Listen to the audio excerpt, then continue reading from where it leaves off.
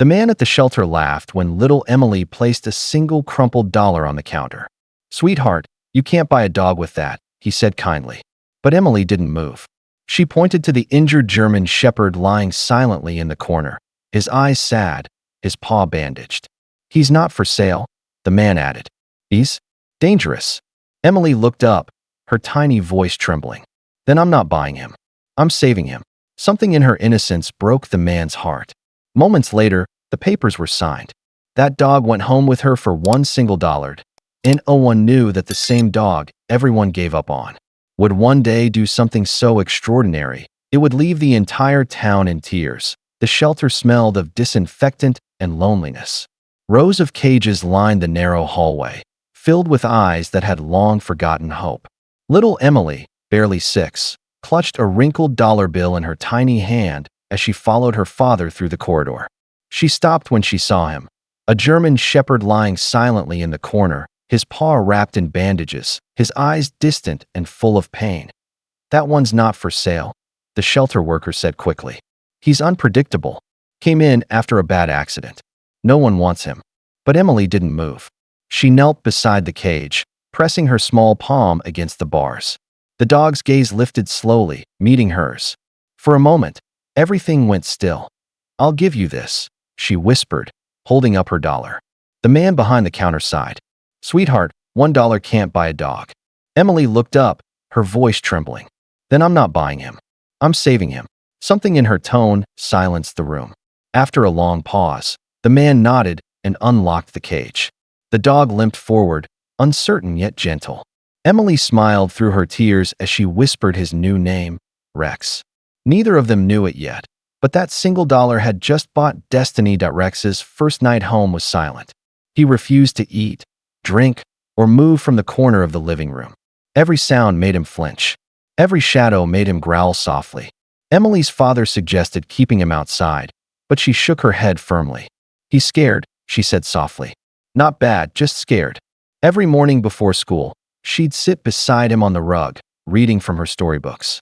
Her voice was small but steady, her words gentle and kind. Days passed, and slowly, the distance began to shrink. One evening, when Emily placed her hand near his paw, Rex didn't pull away. Instead, he leaned forward and rested his head beside her leg. From that day, something changed. He began following her around the house, silent, watchful, loyal. When she laughed, he wagged his tail. When she cried, he pressed his muzzle into her hands. The bond between them grew strong, unspoken yet powerful. But some nights, as the wind howled outside, Rex would suddenly lift his head, ears twitching toward the forest beyond the fence. His eyes glowed faintly in the dark, and a low rumble rose from his chest.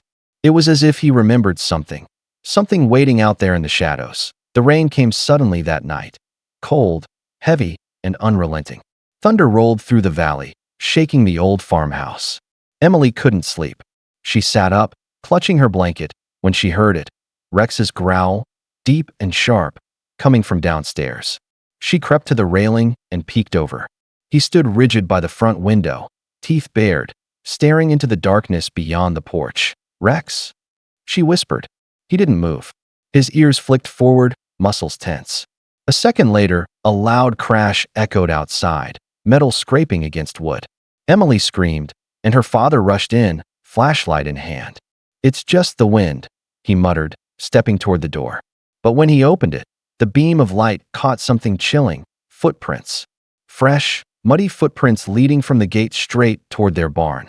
Rex growled again, louder this time, then bolted outside before anyone could stop him. Emily's father followed, calling his name into the storm. A moment later, Rex's barking turned frantic, then stopped. Silence.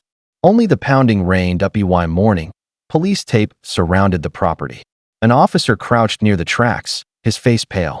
"You're lucky," he said quietly. "Whoever was out here tried to break into 3 houses last night. But yours." He glanced at the paw prints near the porch. "Yours was the only one they skipped." 3 days passed, but the unease lingered. Rex never left Emily's side, always watching the door, always alert. Her father decided to take him to the vet, just to be sure he was healthy after the storm. Dr. Harris, a kind old man, greeted them warmly and began the routine checkup. Everything seemed fine until he scanned Rex's microchip. The reader beeped, then froze. The doctor's expression shifted from calm to pale confusion. "This can't be right," he murmured, checking again. The same code appeared. "Mr. Daniels, this dog is registered to the K9 division of the city police. According to their records, he's been dead for 6 months." Emily's father blinked. "Dead? That's impossible. He was in the shelter." Dr. Harris leaned closer, whispering, "He wasn't just any K9. His file says he was part of a classified search operation. Shot during a raid, never recovered." Emily hugged Rex tightly, feeling his heart thump beneath her hand. Her father frowned. "Then how did he end up abandoned?" The vet hesitated, lowering his voice. "Maybe he wasn't abandoned. Maybe he was escaping." That night, Emily couldn't sleep. Rex sat by her window again, ears pricked, eyes glowing softly toward the dark woods. Somewhere out there, something, or someone, was still connected to his past. The storm returned a week later, darker and louder than before. Lightning flashed across the hills, painting the farmhouse in pale, trembling light. Emily sat by the window with Rex at her feet, listening to the thunder. Her father was downstairs, checking the old fuse box when it happened. A blinding spark, a violent crackle, and then the smell of smoke. "Dad!" Emily called out, but before he could answer, flames shot up the wall. The fire spread fast, crawling along the wooden beams like living light. Rex barked furiously, circling Emily as smoke filled her room. Her father's voice echoed faintly from below, coughing, shouting her name. Panic surged. The hallway was already burning, heat searing her face. Rex lunged at the door, pushing it open with his shoulder. "No, Rex," she cried, but he turned back, barking until she followed. Step by step, he led her through the haze, nudging her toward the stairs. When the ceiling groaned, he shoved her forward with all his strength. Emily stumbled outside, gasping for air as firefighters rushed toward her. "My dad, he's still inside," she screamed. But before anyone could move, a shadow dashed back into the flames. Rex. Minutes later, a shape emerged through the smoke, dragging something heavy behind him. It was her father, barely conscious, but alive. Morning came gray and cold. The fire was out, leaving behind nothing but smoke and silence. Emily sat wrapped in a blanket near the ambulance, her eyes scanning the field. "Where's Rex?" she whispered over and over, but no one answered. Firefighters searched for hours through the blackened ruins, calling his name. There was no sound, no bark, no movement, until a faint whine rose from the distance. Emily turned, heart pounding. Down the dirt road, limping through the ashes, came a dark figure. His fur was singed, his gait uneven, but his eyes, those same deep, loyal eyes, still glowed with warmth. "Rex!" she screamed, running toward him. The German shepherd wagged his tail weakly before collapsing into her arms. They rushed him to the vet, but his lungs were too damaged from the smoke. Dr. Harris knelt beside them, voice breaking. "He doesn't have much time." Emily held his paw tightly, tears streaming down her face. "You saved us. You always did," she whispered to Rex's breathing slowed. With one last flicker of life, he placed his paw over her heart, then went still. A week later, the town built a statue outside the same shelter where she'd found him.